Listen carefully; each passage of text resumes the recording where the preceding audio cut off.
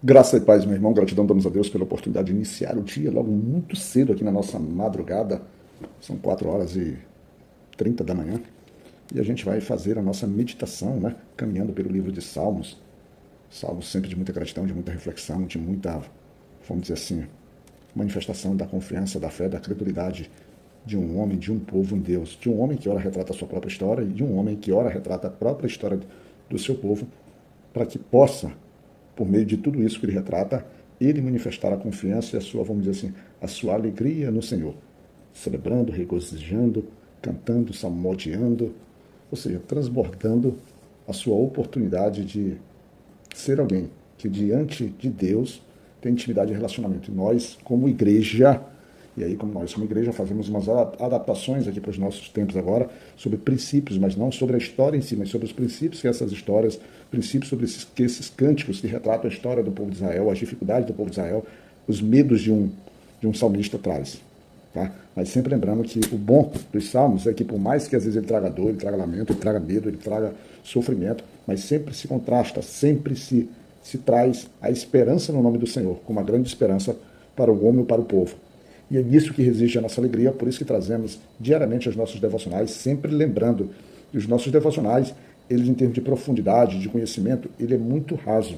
E aí nós temos diversos outros homens aí que são instruídos, e são não só instruídos, mas têm uma espiritualidade muito mais patente, muito mais, uma vida cristã muito mais sólida do que a vida cristã que eu tenho procurado demonstrar aqui para você. Mas eu espero que os nossos devocionais te auxiliem, te motivem a buscar mais e mais e mais no Senhor, entre homens e mulheres que anunciam a palavra de Deus, que possam esses homens e mulheres te auxiliar nesse teu crescimento espiritual. Por quê? Porque o Espírito Santo, o Espírito Consolador enviado por Cristo Jesus para estar conosco, ele vai fazer o seu papel nesses homens, nessas mulheres e na tua vida. Bacana? Nossa meditação está hoje, no dia 17 de setembro de 2025, no Salmo 105. E a gente vai pegar o versículo 7 para ser o versículo de condução do nosso trabalho.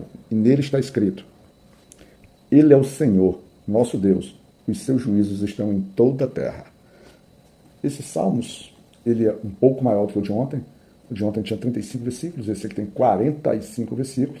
E a gente centralizou nesse verso especificamente, porque ele traz coisas que são fundamentais para que a gente entenda. Primeiro, porque o salmista trata Deus como Senhor. Literalmente. Senhor. É um reconhecimento de posição de autoridade de Deus sobre ele.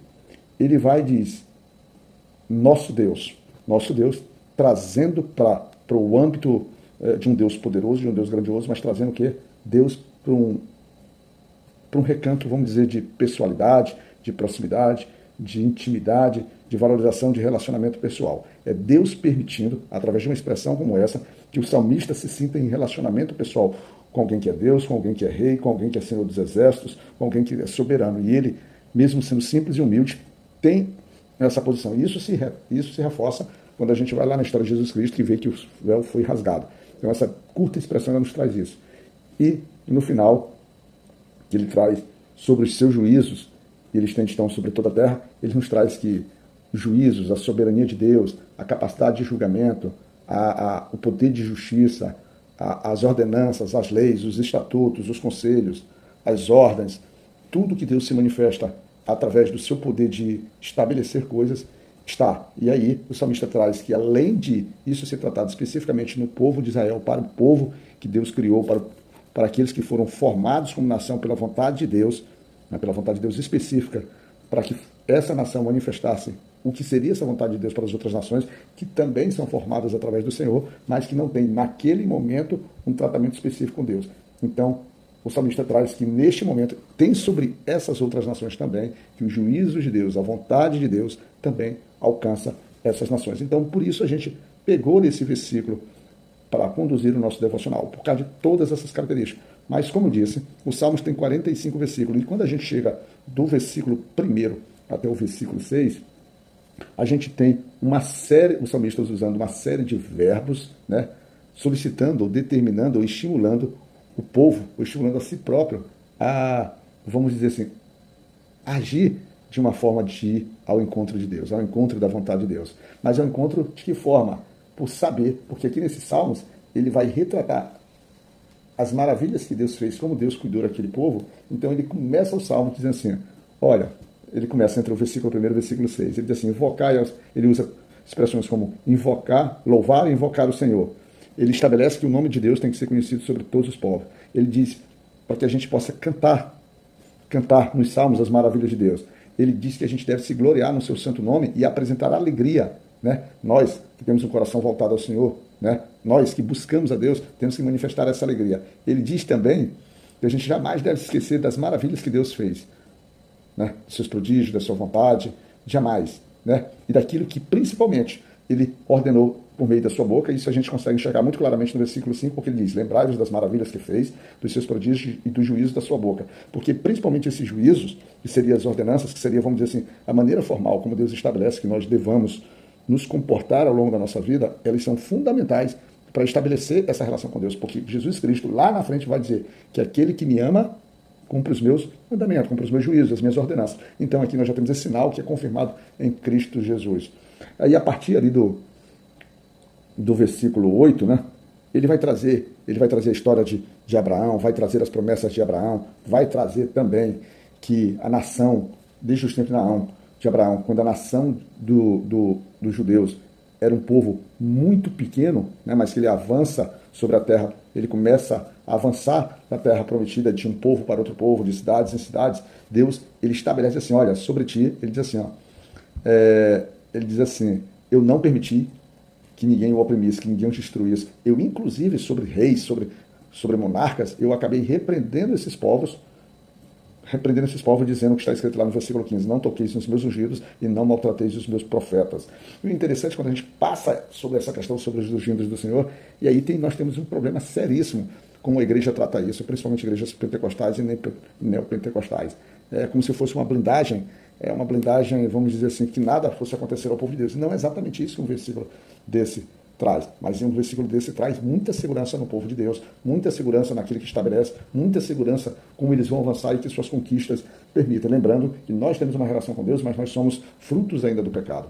Nós temos, por exemplo, o nosso corpo ainda se corrompe, então a nossa saúde se debilita. Então por exemplo, essa questão do ungido do Senhor, é claro que o Senhor não deixa com que o inimigo se sobressaia tendo uma vitória não só sobre o ungido, mas sobre o próprio Deus, porque o seu ungido representa a própria vontade de Deus, e aí Deus estando com ele não vai. Mas é bem claro que os mesmos sofrimentos aplicados ao ímpio vai ser aplicado ao povo de Deus, devido à sua, vamos dizer assim, pericidade, ou dele ser perecível nesse mundo. Deus, o salmista, traz nesse contexto histórico, passando também pela história de José, dizendo que José, a partir ali dos filhos de Abraão, né, de Isaac e Jacó, a partir desse momento, ele é aquele que é projetado, porque ele vai passar também pela história de Isaac, ele vai passar também pela história de Jacó, e ele vai passar também sobre a história de José, dizendo no versículo 17, mandou adiante deles o varão que foi vendido por escravo, dizendo que a própria história de José sendo vendido por escravo é a própria ação de Deus, é o próprio movimento de Deus, confirmando ou trazendo à nossa mente o poder, vamos dizer assim, da predestinação, ou seja, das ações que Deus move o homem, fazendo com que o homem se mova sobre a face da terra de acordo com o plano divino do próprio Pai, não cabendo ao homem, por exemplo, o poder de, vamos dizer assim, de interromper as ações divinas. O Senhor move, o Senhor tem soberania. E o salmista vai trazendo no contexto aqui, que ele também passa pela história de Israel no Egito, pela libertação dele através de Moisés e Arão, passa pela manifestação de poder, dizendo da reiterada forma e sinais em que Deus, vamos dizer assim, se expressava não só para o povo do Egito, mas agora para confirmar a um povo que era escravo por mais de 400 anos numa terra que era governada pelo faraó, que tinha o seu coração primeiramente endurecido de uma maneira natural, pela sua maldade, pela sua obscuridade em Cristo, mas também que Deus usa esse próprio coração endurecido para confirmar que a vontade do faraó era muito pequena diante do poder de Deus. Aí Deus passa ali pelas 10 pragas, né, até que o povo sai da forma como está escrito no versículo 37, como é sair com o poder de Deus e com Deus ao nosso lado, que ele diz assim, mas a eles os fez sair com prata e ouro, e entre as suas tribos não houve um só enfermo, porque ele está trazendo aqui a questão, o enfermo é porque Deus estava manifestando num período, né, manifestando seu poder de ira, seu poder de justiça, seu poder de convencimento sobre o homem que governa, o homem que é rei, e aí ele sim aplica aquele princípio lá do do ungido do Senhor, né, que ele não permitiu a opressão, e aqui o próprio Deus, aí sim, de fato, ele disse, ó, ninguém do Senhor durante as pragas vai. É como se o próprio Deus dissesse assim, a partir daqui, nesse momento, nessas manifestações do meu poder, vocês estarão blindados. E aí, ele, nessa caminhada, ele tira de um lugar e agora vai passar por 40 anos no deserto, em que esse povo tem dificuldade de entender, tem dificuldade de ser, vamos dizer assim, está sendo trabalhado, está sendo aperfeiçoado, para que seu coração se volte verdadeiramente ao Senhor. E aí, eles no meio, vamos dizer assim, das suas necessidades, né, já caminhando pelo deserto, mas o Senhor passa a cobri-los de dia e de noite, né, com colunas de fogo e também com aquela nuvem protetora. O Senhor os faz, vamos dizer assim, ser alimentados através ali das cordonizes, né, e também ali do maná, porque foi através do maná ali, fazendo com que eles fossem saciados com o pão que vem do céu, o pão que vem do Senhor.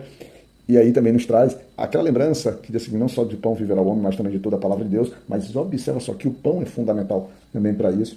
E aí o salmista traz a lembrança sobre a sede que o povo tinha e como o Senhor fazia brotar águas pelas brechas das penhas dos rios, né?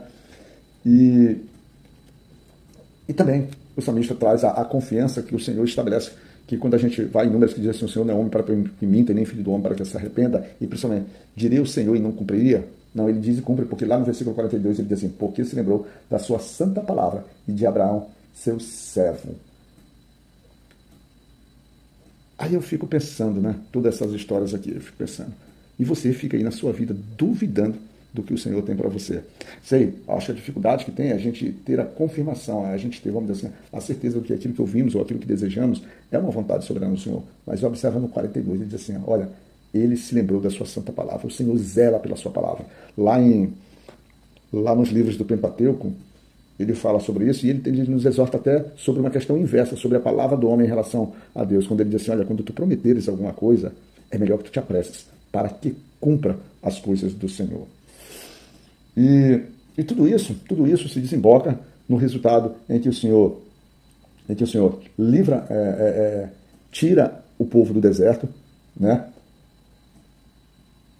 Ele também faz com que, durante essa peregrinação, durante seu avanço, que através ali de Josué, eles recebam até as nações, as terras prometidas, eles herdam, inclusive passando a ocupar os trabalhos deles, e no final, tudo isso tem por um princípio muito bom, é para que o povo possa servir o Senhor, conforme está escrito lá no versículo 45, diz assim, para que guardassem seus preceitos e observassem as suas leis. Louvai ao Senhor.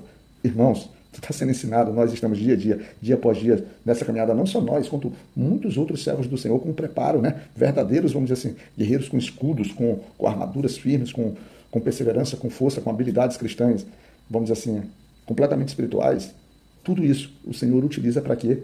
Para que nós possamos guardar os preceitos, as leis, a vontade de Deus, e para que a gente possa manifestar o nosso louvor em alegria, em regozijo, no transbordar de uma felicidade em Deus. Fica na graça de Deus e Pai Todo-Poderoso, que a tua família possa estar em Cristo, que a tua casa possa estar em Cristo, você possa estar sob a proteção do nosso Deus e Pai para todo sempre. E que Deus nos guarde, meu irmão.